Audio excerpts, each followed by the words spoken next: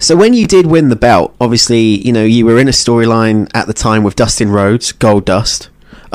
Again, a highly controversial storyline. I mean, how was that pitched to you? Because obviously that must have been a little bit uncomfortable, especially in the way Dustin was portraying that Goldust character back in the day. Very, very flamboyant and, you know, out there.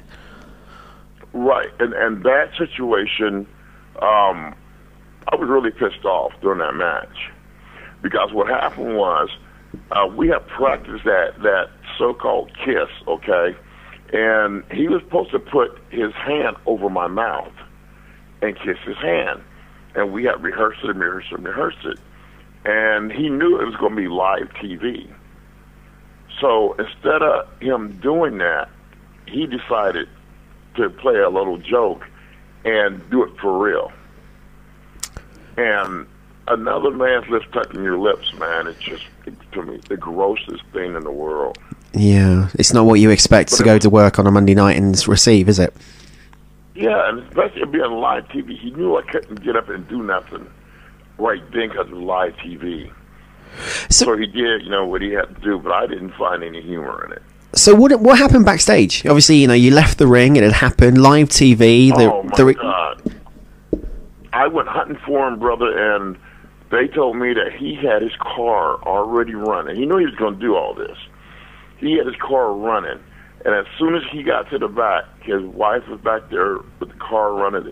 He jumped in the car, and it took off. And if you notice, after that, I disappeared for like a month. Yeah. Because I was so pissed. I quit. I was like, that. No, that's it. You know, I'm not. You know, I can't let a man do that because I plan on hurting him real bad. So do you? I said, you know, instead of hurting him, I'll just quit. So do you think it was? I had quit, and they didn't tell you guys that. They said I was injured. Yeah, I think they said it was a kidney infection, wasn't it, or something that you. No, brother, I had quit. So do you think Dustin done it just to kind of put himself over a bit more, or do you think it was a rib with the boys backstage to get one over on Tony? I think it was a rib. Right. I think it was a rib. It was one of Dustin's ribs. He was like that, man. I don't think it had to do with the boys backstage. He probably told some of them, but I think that he did it more as a rib.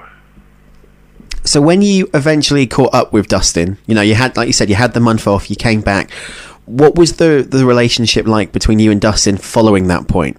Was there still animosity? Did you still want to kill him, or did he come up and apologize? I was still heated up, man. It's like every time I seen him, you know, after that, we talked, Vince sat us down, he talked to us, made us talk, and, you know, we shook hands and everything, but inside me, I just couldn't put that fire out, man. Every time I seen him, I mean, you know, it's like if a guy came behind you and just suddenly kissed you on the lips. Mm. Every time you see that guy, you're going to remember that. No matter what you say, you're going to remember that. It's not something that you want to relive. I couldn't let it go. And I think that's fair call. I mean, it's a fair call on your part. I wouldn't want to let it go either. It's not what you expect to do with two professionals in the middle of the ring or in any work environment. And that's the key word, like you said. You would expect both of us to be professionals.